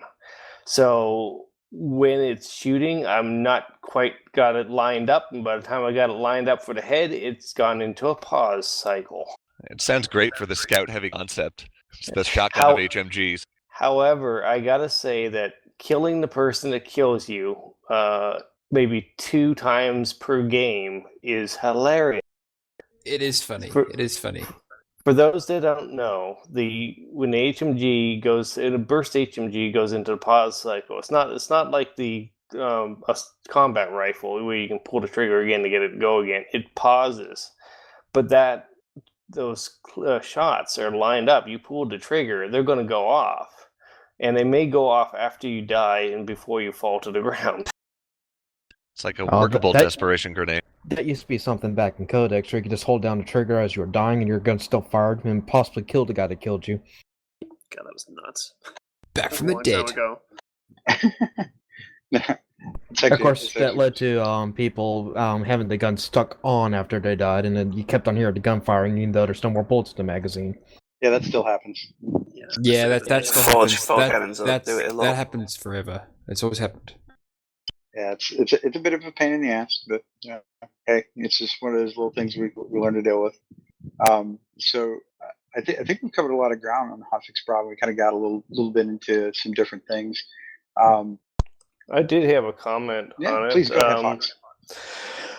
I haven't done enough tanking since Bravo to have hard facts on it, but the impression I get is that nerfing the damage mods, the militia turret DPS plus the militia turret overheat all at the same time may have had too much of a cumulative effect. It may have gone just a bit too far. Ammo's an interesting thing from using the small turrets. In my experience, what happens a lot because of the dispersion and moving targets, etc., is that you just go dry and have to go back to resupply. That's one gripe I have that's related to that is the range at which you can replenish ammo from a supply depot is stupidly small. It's very difficult to actually nudge your way up to a supply depot to get ammo out of it. And I think that could probably be buffed up a bit for vehicles at least. And where they put the supply depot sometimes, you can't park by it. Oh yeah. There's some you have to basically be pretty much climbing over a railing to actually get it to give you ammo. It's Now, ridiculous. To be fair, that just goes back to the bad map design again, which is one of my bugbears. No, wait a minute now. To be fair, for all of us who hate on all you motherfuckers that drive tanks, I like those spots that you can't get to or you have to weasel your way into because that's a great place for proxies or for me to sneak up and drop an RE on. So I think that's great map design. Just saying. What about those posts on the ramp that leads up to the supply depot? Like, why is that post? More posts. Put posts everywhere. Dude, I'll tell you right now, posts and the RDVs are the best like AV weapons you've got. Lamppost. I never I'm sorry, I realized disagree there. Me and a forge gun will take on any tank, anywhere, any map, anytime. I will bury you. There was a few patches there where the best weapon, AV weapon in the game was the RDV, and I felt that RDV glitches were perhaps intentionally introduced to balance the gameplay. I will have to say, I think if you took BAM's KDR against tanks, it would be right up there with RDVs, or at least with random ramps that'll flip you over. So he's probably OP as far as I'm concerned.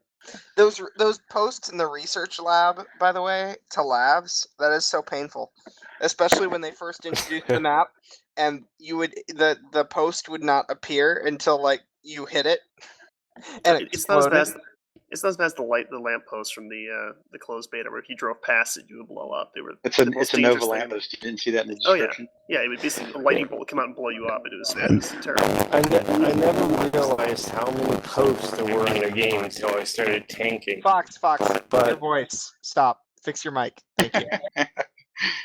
The invisible speed bump in that Galente compound that throws you into the air upside down, and half the time your lav explodes because you hit nothing on the way in.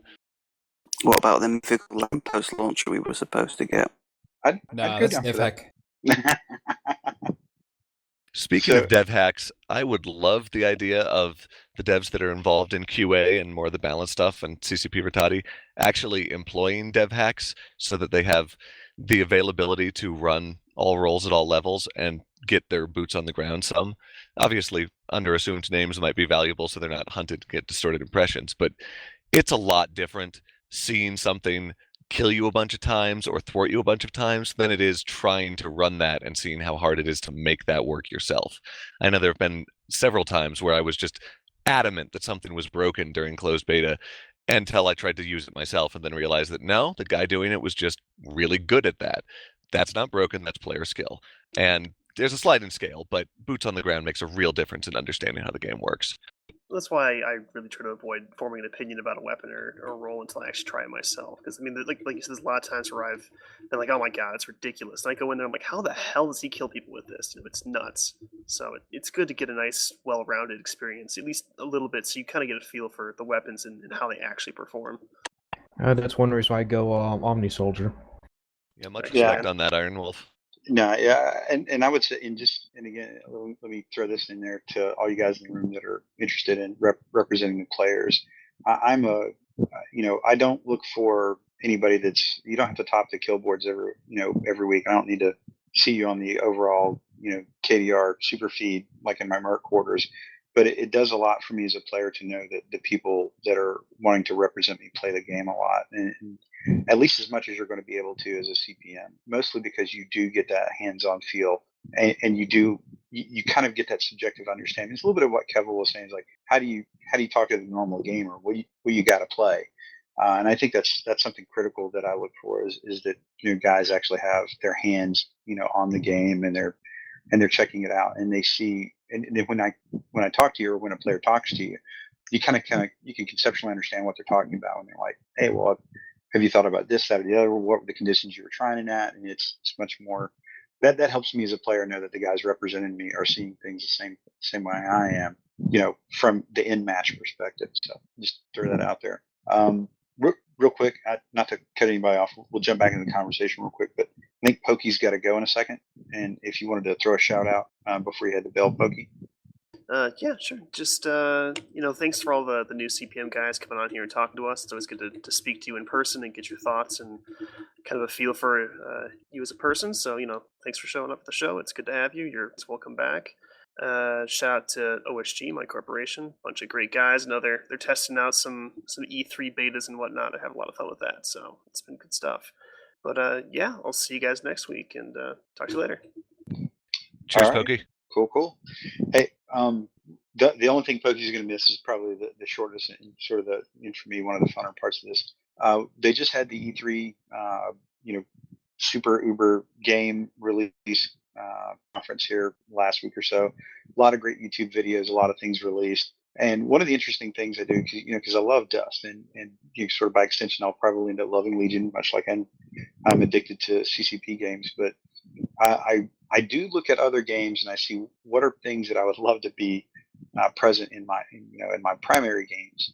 Or really, I just look for other things, because one thing I'd offer to anybody is like, don't ever be a mono stylist.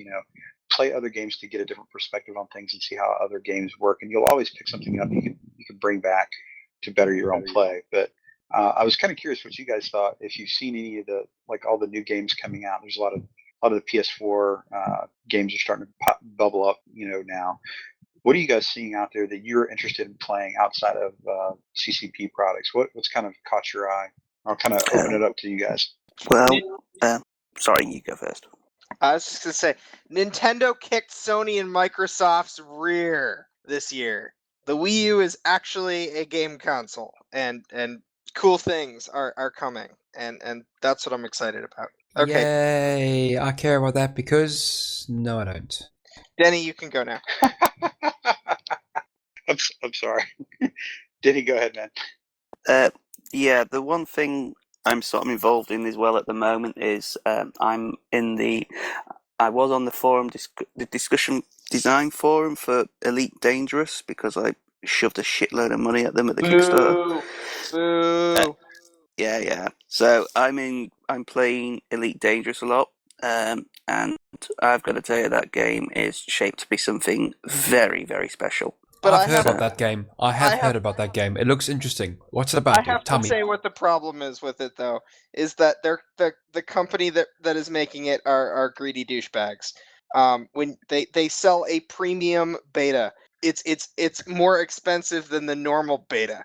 And you could buy the alpha, you could buy the premium beta, you can buy the beta, you can pre-order the game, or you can pre-purchase already the first expansion pack, and the game isn't even out yet.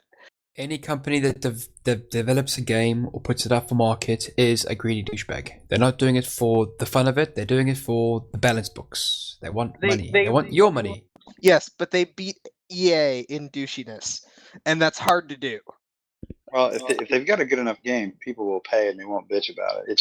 It's when you have a game that comes out that does that isn't good. So with that, the only thing I know about Elite Dangerous is a lot of people is very interested in it, and a lot of people are having some issues with the bugs. But when they do play it, they say it's pretty legit. Is that what you think, Denny? Absolutely. I mean, there are a lot of American people listening to this who do not understand what we're talking about when we say Elite Dangerous. And let's put this into perspective. Without Elite, the original Elite, you wouldn't have Grand Theft Auto. You wouldn't have any sandbox games, and you most certainly would not have EVE Online at all. It is the granddaddy of sandbox games. It always has been. It's had several iterations in the past on the. It originally was on the BBC Micro B, and then it went onto the Spectrum, the Atari ST, the Amiga, PC, every single format going. It is ground zero for the gaming. And if I invite you all to look it up on Wikipedia, and there's a reason why it's consistently in every list of developers have always said their seminal game. It is consistently in the top 5, and the people who make Grand Theft Auto have publicly stated that if it hadn't been for Elite, you wouldn't have Grand Theft Auto. End of discussion. Well, the thing is that you bring up a good subject. I know there's a lot of engines that have been cross-platformed. For example, the guys from ID Software, guys that brought you Wolfenstein, Quake, and Doom. Those guys, obviously, their engines that Carmack or whatever designed and developed. He actually, without those engines, we wouldn't have games like Halo. Now, speaking about Halo, I've actually played the alpha for Destiny, and I freaking love that game. Purely because it's what I think Legions has to be. If Legion is that game, well then I'm gonna kick Destiny to touch and play Legion. So yeah, it's interesting to see where Destiny's gonna go with this. Yeah. I, for one, do not feel excited by Destiny at all. Yeah, I'm not at all, frankly. Really interesting. Tell me why. Because it's not a single shard game. It's a Dust clone. Yay! More like I don't see where you're going to be in that game when you start getting towards in-game or something. It does not feel like inspiring to a it's not like Mass Effect. Mass Effect, you felt like your character was building up towards something grand at the end, and Destiny just lacks that And desire that's what to I explore liked self. about Dust. That is what I liked about Dust, because it wasn't a single shot. You were involved with people on the opposite end of the freaking planet, whereas Destiny doesn't have that. This is why I'm so pissed at CCP doing the things the way they've done about it, from taking Dust to Legion. I want my Dust, but by the bar, that's by the bar. Okay. Yeah. No, that's fair. Hey, quick question, Bam. Destiny, is that like a team game where you can have like more than dudes, just like in your squad or so? It's like a Yeah, 4 or I 5 was squad. running with 6 guys running around the their sort of Bungie's obviously made and developed a universe. You run around their universe, 3-man fire teams or 6-man fire teams or 4-man fire, whatever, and you just run around shooting stuff. I've put a complaint in with regards to the AI being dumb, cantankerous, and dull-witted, because it is stupid. I'd much rather be shooting people in PvP, because at least you earn your kills that way. Is there PvP in Destiny? Yeah, there is. I've stuck up 2 videos on the YouTube channel that I've my shit YouTube channel that I've got going. Have a look at those. Okay. Yeah, I will. All right. It's The nothing AI like in Dust though. Elite Ninja should kick Absolutely. your ass. Well, that remains to be seen. I haven't played the game, so I can't comment. But the AI in Destiny sucks. Okay. All right. Very cool. Any other games tickling you guys fancy? Anybody? Yeah, I've got one. It's not an E3 announce, but especially with Legion looming on the horizon and the concept of a unified platform, yes, no, in Legion's future vis-a-vis Dust, Warframe has been something that I've dabbled in and kind of been taking a few notes on. Its PvP is admittedly very much on the weak side, but it has some things that Dust currently lacks and I think would be enhanced by, namely PvE and some direct market stuff. It doesn't have an Eve level market, but it has the ability to salvage some bits and thereby get new equipment and weapons, which, if people have been paying attention to CCPZ, should sound really familiar. I tried it. I was not impressed with Space Ninjas. I don't know. Well, They that's do setting update those, weekly. not mechanics. I'm talking about how it could potentially advise Legion, especially in elements like why gear progression is intriguing to people, collectibles, etc. How far you can stretch PvE before it becomes too repetitive, where the drop-off is, things like that. And I think if my first comment when I'd played it for a few weeks was, gee, I wish this was the PvE Dust had, because Dust is way more interesting, but it's lacking this big, Warframe-shaped hole that could really improve things. Yep, and I'll throw one out just for me. I saw the 6.5-ish minute trailer of Rainbow Six Siege, and that level of close quarters battle, communication, and environmental interaction is what I would love to see come out at Legion. I don't know. I don't think they're going to be able to get to that, but that was just absolutely spot on. If you guys have seen that, highly recommend you Google that. It was a very, very interesting PvP. I think it's like 5-on-5 or 6-on-6 in a relatively small building or a house. That was just absolutely spot on. And that is the kind of teamwork and gameplay that I would like to have, that we don't have in Dust, but you've got all these sort of nascent little pieces of DNA floating around in there, that if they could bring all that together, that would be absolutely just off the charts if you could do anything close to that in Legion. And that was kind of the point, by the way, of what we were talking about here is, everybody's like, well, why are you talking about something other than, Dust, Legion, or whatever? Well, the point is that you can look at other games and you can learn from them. And it's kind of cool to just play other games to give yourself a break and work out some different skills and stuff like that. And, like we've already said in the channel a couple of times, we're all gamers. So gamers play games, and you don't have to be just a slavish, devotee to one single game. A lot of people do that and they're very happy, and I'm cool with it. But I like to actually branch out every once in a while, check out other stuff, because then I can go back and provide a little bit of feedback to the community, or really to the devs, about maybe some cool things and features that they might want to try putting in. And if you're ever at a position where you can affect change as a community, it's probably with Legion now. And that's I think BAMM was spot on earlier, is the reason that they're engaging us so deeply in the player base is because they do want to try to really honestly get their best foot forward on Legion. And I think they've learned a lot of lessons from Dust. And I think the more that the players give solid, articulate feedback to them, keep bringing them ideas, even if those ideas are coming from other games, that's all cool. So that was kind of the point of just kind of doing a quick round robin on, what other games might be out there that you're checking out and stuff like that. So with that, I think we're hitting just over the 2-hour mark, and I'll kind of bring this one to a close. We had a really, really good discussion with 3 new CPM members, or not new CPM members, but newly announced candidates, or one oldly announced candidate, I guess, with Kevall. But very old, very oldly. 3 candidates who are new to our show would be the correct phrasing there. That would be an accurate statement. And by the way, I'm over here getting pasted in the chat channel by people saying, "Why aren't we going for 3 hours?" Well, the reason we're not going for 3 hours is because most of us actually have people that need to get to sleep that are like helping us run this podcast. But I will have to give a shout out real quick to one guy before we actually start the real shout outs. To the Black Jackal, the Thunder from Down Under. You've met your match with Xp3ll3d. Just saying. We'll get to that later.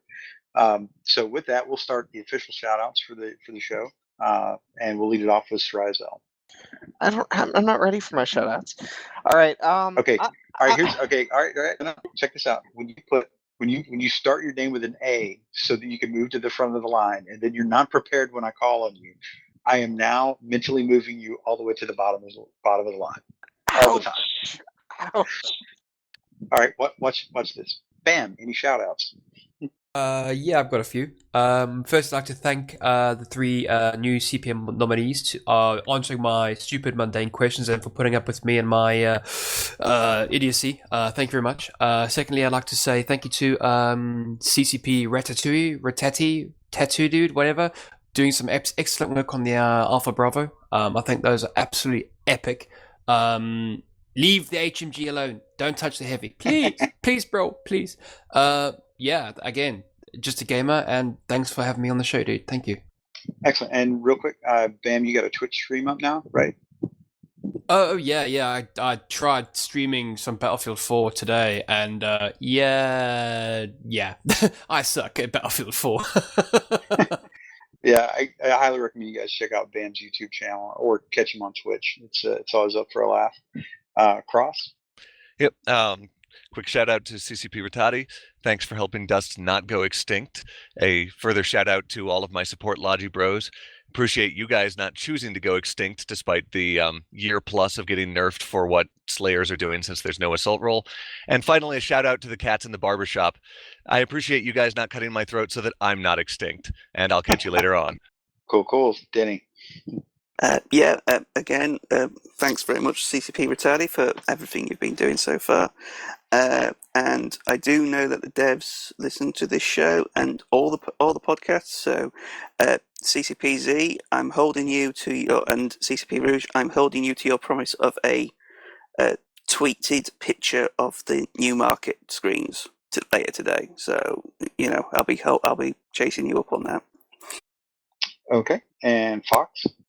I'd like to give a shout out to the other members of the Learning Coalition Council, all of whom seem to have disappeared after the Legion announcement, but all of whom have recently been spotted posting on the forums again. So I'm hoping to see them in game soon.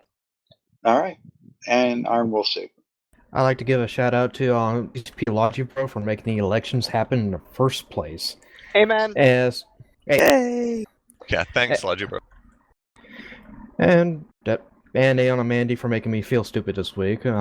Keeping me in check at least. Sounds good. And Derry, any shout-outs? Quick shout out to Gravy Ron for helping me with pre-sound checks. Thanks for all the feedback. And shout out to my bed, because you're going to be very comfortable here in the next few minutes when I go to lay down to sleep. Woo woo. All right. And let's see. Pokey's already given a shout-out. And Xp3ll3d. Any shout-outs? Yeah, shout out to the Dust community. So thank you for all the Dust players who are still logging in every day and playing even after the shitstorm that happened from the EVE Fan Fest. So thank you, Dust players. And a shout out to all the CPM candidates. So please contact me and chuck me on your STV vote. Absolutely. And the one and only CCP. Thank you very much. shout out to my alliance, the top men. Shout out to CCP Rattati for doing more to produce a decent game than dozens of other developers have in a much longer amount of time with many more resources at their disposal. My personal short appeal to CCP Rattati is please make my Swarm launcher worth using again. And one last shout out to the Podside crew for again allowing us to use their Mumble and their live stream server and generally getting us started, and Derry for actually doing the streaming. Absolutely. And I've got a couple quick shout outs. As always, I appreciate the work with the Podside crew for getting us set up and again providing us the kind of some of the architecture to do this. And you know, big shout out to the community. When we started the Biomassed podcast, it literally was sort of like came together in about a week or so. We've been kind of kicking it around, but Pokey and Sarai put a ton of work, and as does Derry, just a ton of work into this thing. And it really does seem like a lot of guys just hanging out and talking on comms, which there is some of that, but I highly recommend you go to the biomass.net podsite, biomass.net website. The guys have done a lot of work on it. We're getting some blogs put up. You can find all our episodes there. And really to the community that's given us feedback for the last couple 3 months that we've been doing this, it's been a really interesting thing. From like, I know nothing about like podcasting, I know nothing about YouTubing, I know nothing about any of that shit. What I do know about is playing video games and having a good time and learn how to get along with people. And I've had an interesting perspective on that, being on this podcast and then kind of guest spotting on a couple other podcasts out there. But I really appreciate all the feedback the community's given us. And the one thing I can kind of offer you is that a lot of people say Dust is dead. It might be, or maybe it's just in a state of transition, and that's okay. Because what they're doing right now is engaging the community, and we are that community. No matter what game we play, no matter where that game is, we're all connected through things out of game mostly. And that's one of the beautiful things I would say about CCP to a degree. I mean, they do a lot of bad things, but one thing they've done very well is set the conditions for a really vibrant and very interesting player community to come together. And there's no man in this chat channel, there's nobody on this show, there's nobody in my corp, my alliance, that I would have ever bumped into had it not been for Dust. And I am greatly appreciative of that, because I've actually made some real legit friends out of this. And I certainly appreciate it. So shout out to the community and shout out to the Podside team and the guys here at Biomassed. And with that, we're going to bring this episode to a close, and we'll be seeing you next week, guys. Thanks. Guys. Thanks. Guys. Thanks. Guys. Thanks. Guys. Thanks. Guys. Thanks. Guys. Thanks. Guys. Thanks. Guys. Thanks.